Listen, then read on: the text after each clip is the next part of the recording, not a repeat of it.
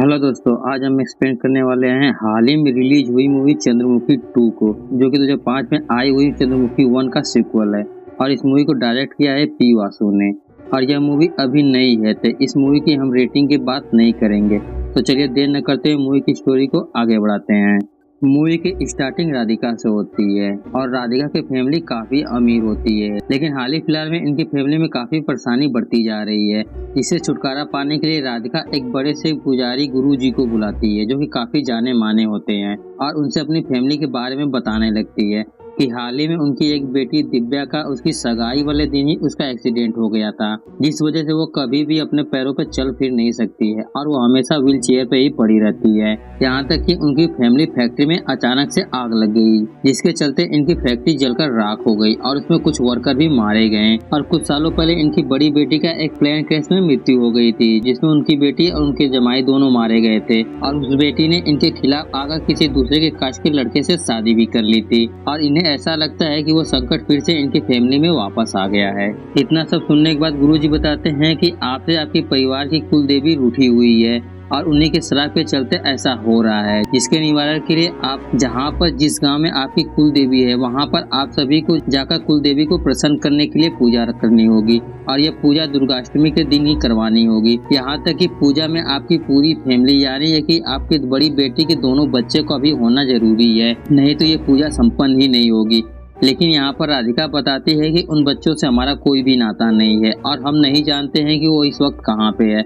तो गुरुजी कहते हैं कि कुछ भी हो, उन बच्चों को वहाँ पर होना अनिवार्य है। इसके बाद हम उन दोनों बच्चों को देखते हैं, जो कि एक ऑडिटर के कस्टडी में होते हैं, और उनका ख्याल उसी ऑडिटर का एडॉप्टेड बेटा पांड्य रखता है, जो 24/7 उन बच्चों को अपने साथ ही रखता है, और वो बच्चे पांड्यन को मामा कहकर पुकारते हैं। इसके बाद राधिका की फैमिली उस गाँव में रुकने के लिए कोई गेस्ट हाउस सर्च करने लगती है, और वह एक गेस्ट हाउस मिलता है। ये वही गेस्ट हाउस होता है जो कि चंद्रमुखी 1 में उस राजमहल को दिखाया गया था। इस राजमहल का ओनर ओटीपी होता है, जो मालिक कम नौकर ज्यादा लगता है, और यह ओटीपी इस महल को बेचना चाहता है, क्योंकि इस महल में आए दिन भूतिया घटनाएं होती रहती है, जिससे ओटीपी काफी परेशान हो गया है। अगले दिन राधिका अपनी फैमिली को लेकर उस राजमहल में पहुंचती है, जहां पर उन दोनों बच्चों को भी बुलाया गया होता है, और उन दोनों बच्चों के साथ पांड्यन भी होता है। खैर, ओटीपी सभी को अंदर से महल दिखाता है और कहता है कि आप सभी लोग जहां चाहे वहां रह सकते हैं, लेकिन भूलकर भी आपको महल के साउथ एरिया में नहीं जाना है, क्योंकि वहाँ पर अभी सफाई का काम पूरा नहीं हुआ है। यहाँ पर हम देखते हैं कि राधिका उन दोनों बच्चों से ढंग से बात भी नहीं करती है और ना ही उन्हें पसंद भी करती है, क्योंकि वो चाहती है कि बच्चे यहाँ चुपचाप रहें और काम होने के बाद यहाँ से चले जाएं, जिस वजह से ये दोनों बच्चे काफी निराश हो जाते हैं। लेकिन पांड्यन उन्हें हौसला देता है कि यहाँ से जाने से पहले राधिका यानी उन बच्चों की नानी उन्हें पसंद भी करेगी और उनसे अच्छे तरीके से बात भी करेगी। रात को हम देखते हैं कि इस फैमिली की एक बड़ी बेटी साउथ एरिया में चली जाती है, जहां पर उसे एक लेडी की गुनगुनाने की आवाज सुनाई देने लगती है, जिससे वो डरकर वापस चली जाती है। अगली सुबह सबकी आँख खुलती है तो सभी लोग बाहर जाते हैं, क्योंकि घर के बाहर एक लड़की रंगोली बना रही होती है और साथ ही कुछ गुनगुना भी रही होती है, और वो लड़की अपना नाम लक्ष्मी बताती है, जो इस महल के पीछे ही रहती है। इन सब के बाद लक्ष्मी अपने घर चली जाती है और जाकर अपने पिता से कहती है कि उसका सपना है इस राजमहल को अंदर से देखने का, और वह इस सपने को कभी न कभी पूरा करके ही रहेगी। खैर, इन सब के बाद राधिका की फैमिली कुलदेवी के मंदिर जाने लगती है, और उन्हें देखकर गांव के लोग अपने आप में बात बताने लगते हैं कि ये लोग उस राजमहल में रहने के लिए आए हैं और सबके सब मारे जाएंगे। मतलब इस राजमहल में काफी पुरानी मिस्ट्री छिपी हुई है। खैर, इन सब के बाद रास्ते में इन्हें एक अघोरी बाबा मिलते हैं, जो कहते हैं कि तुम लोगों ने आने में बहुत ही देर कर दी है, और वो नहीं आया, जब तक वो वापस नहीं आएगा तब तक यहाँ पर कुछ भी ठीक नहीं होगा। ऐसा कहते ही वो अघोरी बाबा वहाँ से चले जाते हैं। और यह अघोरी कौन है इसके बारे में हमें तो आगे ही पता चलेगा। खैर, सभी लोग मंदिर पहुँचते हैं, जहाँ पर मंदिर की हालत काफी खराब होती है। वहाँ पे चारों तरफ झाड़ियाँ ही झाड़ियाँ होती है, कभी साफ सफाई ही नहीं हुई होती है। सभी लोग वहाँ पर एक पुजारी के पास जाते हैं, जो कहते हैं कि वो लोग इस मंदिर को साफ कराना चाहते हैं। तो वो पुजारी कहता है कि आप लोग इस मंदिर को साफ करवाने की कोशिश ना करें। अगर आप लोगों ने इसे साफ करवाने की कोशिश की तो चंद्रमुखी की आत्मा सभी को जान से मार देगी, लेकिन यहाँ पर राधिका उनकी बातों को सीरियस नहीं लेती है और वो कुछ लोगों को उस मंदिर को साफ सफाई का ठेका दे देती है। खैर रात के समय फिर से वही लड़की साउथ एरिया में चली जाती है, जहाँ पर उसे एक बहुत ही गंदा कमरा मिलता है और ये वही कमरा होता है जहाँ पर आखिरी मूवी में गंगा चंद्रमुखी से मुक्त हुई थी। खैर तभी वहाँ पर उसे एक घुंघरू मिलता है जिस पर कि गुलाल लगा हुआ होता है और वो लड़की उस गुलाल को फूंक मार के उड़ाती है। तो वहाँ से हम एक शक्ति को निकलते हुए देखते हैं जो कि सीधे जाकर एक पेंटिंग से टकराती है और ये पेंटिंग किसी और की नहीं बल्कि चंद्रमुखी की होती है। और हम उसी वक्त घर में एक बड़े से सांप को देखते हैं जिसे कि हमने चंद्रमुखी 1 में भी देखा था। खैर उस कमरे के अंदर एक आधी जली हुई स्टैचू होती है जिसे देखकर वो लड़की बहुत तेज चिल्लाती है, जिसकी वजह से सभी लोगों की आंख खुल जाती है और सभी लोग बाहर आते हैं। तो वहाँ पर बाहर एक ओल्ड लेडी चिल्ला रही होती है जिसने कि कुछ सालों पहले ही उस राजमहल के अंदर साउथ एरिया में सफाई करने का काम कर रही थी और उसी दौरान वहाँ पर उसने कुछ देख लिया था जिस वजह से वो आज तक पैरालाइज है। इसी बीच बच्चे भी डरकर अपने नानी के पास जाकर सो जाते हैं क्योंकि उन्हें नानी के अंदर अपनी मॉम दिखाई देती है, जिस वजह से सभी लोग बहुत ही गुस्सा होने लगते हैं और बच्चों को बुरा भला कहने लगते हैं। लेकिन पांड्यन उन्हें किसी तरह समझाने लगता है कि इनसे उनकी मरी हुई बेटी की आत्मा बहुत ही दुखी होगी और आपकी बेटी ने अपना धर्म नहीं बदला था और उसके पति ने भी बदलने के लिए कुछ नहीं कहा था। यहाँ तक कि उन्होंने अपने बच्चों का नाम कलाम और रागनी रखा था जो कि उनकी नानी का भी नाम होता है। इतना सब सुनने के बाद सभी लोगों को अपने गलत फैसलों का रियलाइज हो जाता है और वो लोग हंसी खुशी बच्चों को और पांड्यन को एक्सेप्ट कर लेते हैं, जिस वजह से यहाँ पर इस घर में खुशी का माहौल बन जाता है। तभी वहाँ पर एक आदमी आता है जो उन्हें एक सैड न्यूज सुनाने लगता है कि मंदिर की सफाई के दौरान 2 लोगों की मृत्यु हो गई है, एक की तालाब में डूबकर और दूसरे को करंट लगकर। इन सब के बाद राधिका उस पुजारी से मिलने के लिए जाती है तो वो पुजारी कहता है कि इस मंदिर में चंद्रमुखी की आत्मा रहती है जो कभी भी इस मंदिर को साफ करवाना नहीं चाहती है और जो कोई भी इस मंदिर को साफ करने की कोशिश करेगा तो चंद्रमुखी उसे जान से मार देगी। आपने यहाँ पर 10 लोगों को सफाई करने के लिए रखा था जिसमें से 2 लोग मारे गए और बाकी सभी डरकर वहाँ से भाग गए और उन्हें नहीं लगता कि कोई भी इस मंदिर को साफ करने की गलती करेगा। इतना सब सुनने के बाद पांड्यन खुद ही डिसाइड करता है कि वो खुद ही मंदिर को साफ करेगा क्योंकि उसे चंद्रमुखी पर विश्वास नहीं होता है और उसके हिसाब से एक वर्कर की मृत्यु हार्ट अटैक से है और दूसरे की बिजली लगने से, क्योंकि उसने नंगे पैर से बिजली के तार को छू लिया था। इन सब के बाद पांड्यन उस मंदिर की सफाई करने लगता है तो उससे वहाँ पर एक गलती से आग लग जाती है जो धीरे धीरे सभी झाड़ियों में फैलती चली जाती है और चारों तरफ से आग फैल जाती है जिसमें से पांड्यन मरते मरते बचता है।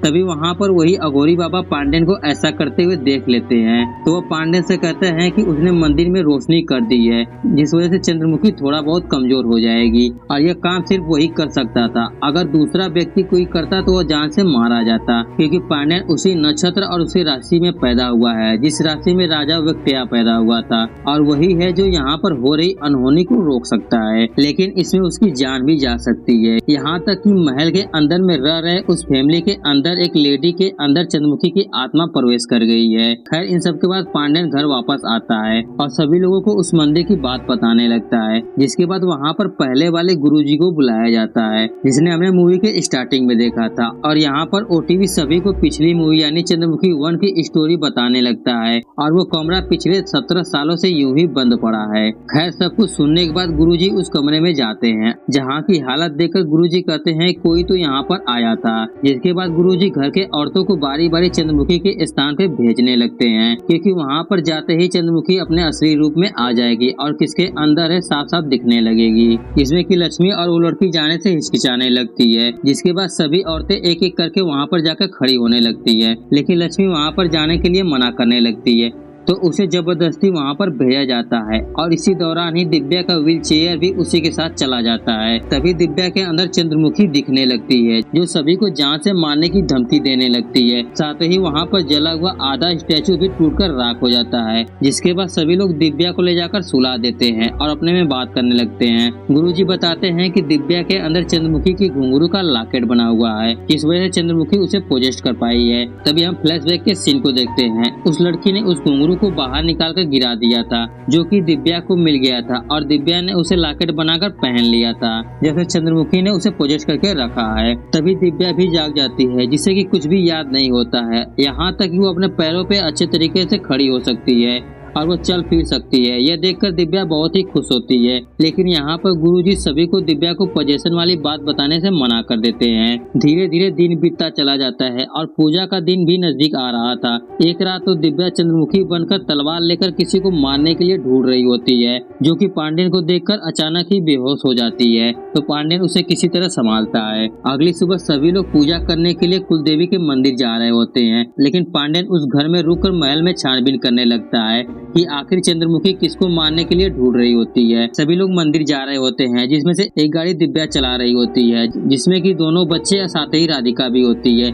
लेकिन यहाँ पर दिव्या के अंदर दिव्या नहीं बल्कि चंद्रमुखी होती है, जो कि उन्हें मारने की कोशिश करती है ताकि ये पूजा कभी संपन्न ही ना हो। दूसरी तरफ पांडेन महल के अंदर एक सीक्रेट दरवाजे को ओपन करता है, जहाँ पर एक राजा का राज दरबार होता है और वहाँ पर उसका सामान भी रखा हुआ होता है। यहाँ पर पांडेन उसी सिंहासन पर जाकर बैठ जाता है। तभी वहाँ पर एक फोर्स रिलीज होता है, जिसके चलते पांडेन के अंदर किसी की आत्मा प्रवेश कर जाती है और पांडेन यहाँ पर एक राजा की तरह रिएक्ट करने लगता है। तभी दिव्या भी एकदम नॉर्मल हो जाती है और वो कार को खाई में गिरने से पहले ही रोक लेती है, क्योंकि चंद्रमुखी को एहसास हो जाता है कि राजमहल के अंदर एक और आत्मा आजाद हो गई है। तभी हम देखते हैं कि गुरुजी चंद्रमुखी को एक मृत शरीर में कैद करने के बारे में सोच रहे होते हैं और वह उस वजह से शमशान में पहुंच जाते हैं, जहां पर उनकी मुलाकात उसी अघोरी बाबा से होती है, जो उसे बताते हैं कि चंद्रमुखी मंदिर में दीप जलने की वजह से नहीं रुकी थी, बल्कि वो आ गया है। जिसके बाद अघोरी बाबा उसे राजा विक्टोरिया की स्टोरी सुनाने लगते हैं। तो विक्टोरिया एक राजा होता है जिसका परम मित्र सेनापति सिंगोटियन होता है और वो दोनों एक साम्राज्य पर कब्जा कर रहे होते हैं, जहाँ पर विक्टोरिया ने पहली बार चंद्रमुखी को देखा था और उसे वो चाहने लगा था, यहाँ तक कि उसे पाने की कोशिश में वो उदास भी रहने लगा था। तो सिंगोटियन उसके पास आकर उसकी उदासी की वजह पूछने लगता है, तो विक्टोरिया उसे चंद्रमुखी के बारे में बताने लगता है। तो सिंगोटियन चंद्रमुखी को लाने के लिए निकल पड़ता है, लेकिन यहाँ पर सिंगोटियन भी चंद्रमुखी को देखकर उस पर मोहित हो जाता है और उसे मन ही मन चाहने लगता है। जिसके बाद सिंगोटियन अपने ही राजा परम मित्र से बगावत कर लेता है और उसे जान से मार देता है और चंद्रमुखी के साथ साथ ही उस राज्य को भी अपने अधीन कर लेता है। जब चंद्रमुखी सिंगोटियन को अपने प्रेमी गुणाशेखर के बारे में बताती है और वो उससे शादी भी करना चाहती है, लेकिन सिंगोटियन उसकी बातों को नहीं मानता है और वो उसे लेकर उसी कुलदेवी के मंदिर में जाता है, जहाँ पर सिंगोटियन का एक गुरु रुद्र होते हैं, जो चंद्रमुखी को उसके प्रेमी गुणाशेखर को इशारे में बात करते हुए देख लेते हैं। इसके बाद कहानी प्रेजेंट टाइम में आती है। तो गुरुजी सारी बातें घर वालों को बताते हैं। जिस तरह दिव्या अपने आप को चंद्रमुखी समझ रही है, सेम उसी तरह पांडेन भी अपने आप को सिंगोटियन समझ रहा है।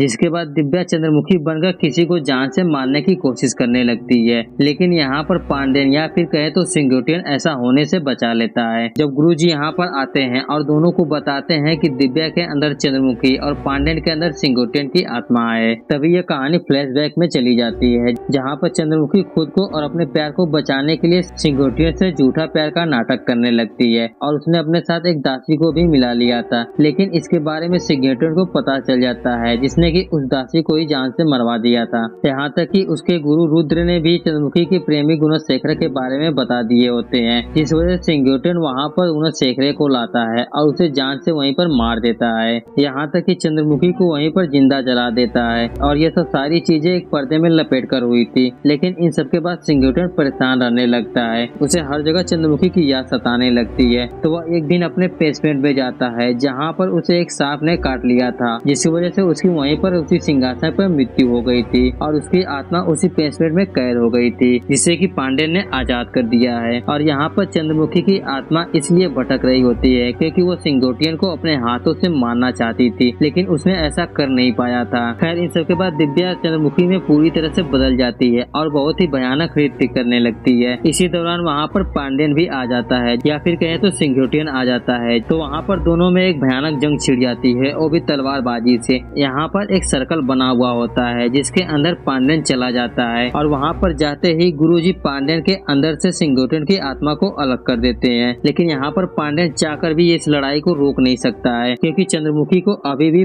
पांडेन के अंदर सिंगोटियन दिख रहा है और वो यहाँ पर सिंगोटियन को जान से मारना चाहती है। अगर उसने ऐसा नहीं किया तो वो अपने आप को खत्म कर लेगी, यानी कि यहाँ पर दिव्या भी मारी जाएगी। इसी के चलते ही पांड्यन को सिंगोटियन वाला नाटक जारी रखना होता है। तभी पांड्यन लड़ते लड़ते एक पर्दे में लिपट जाता है और सेम उसी दौरान ही चंद्रमुखी उसके गले को काट देती है और यहाँ पर चंद्रमुखी का प्रतिज्ञा भी पूरा हो जाता है। तभी वहाँ पर गुरुजी आते हैं और उसकी अपनी प्रतिज्ञा याद दिलाते हैं, जिसके बाद चंद्रमुखी उस बॉडी को जलाकर राख कर देती है और चंद्रमुखी अपना बदला लेकर दिव्या को छोड़कर हमेशा हमेशा के लिए चली जाती है।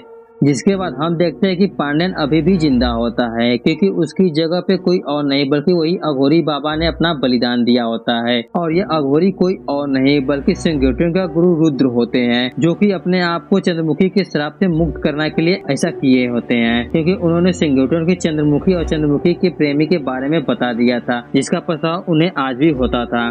खैर, इन सब के बाद सब कुछ नॉर्मल हो जाता है और सभी लोग अपने अपने घर वापस चले जाते हैं और इसी के साथ ही इस मूवी की हैप्पी एंडिंग हो जाती है। तो दोस्तों, ये थी चंद्रमुखी 2 की स्टोरी आपको कैसी लगी नीचे कमेंट करके जरूर बताना। साथ ही हमारी एक्सप्रेशन आपको पसंद आई है तो वीडियो को लाइक कर देना और ऐसे ही एक्सप्रेशन वीडियो पाने के लिए इस चैनल को सब्सक्राइब कर लेना। चलिए मिलते हैं नेक्स्ट वीडियो में, तब तक के लिए गुड बाय।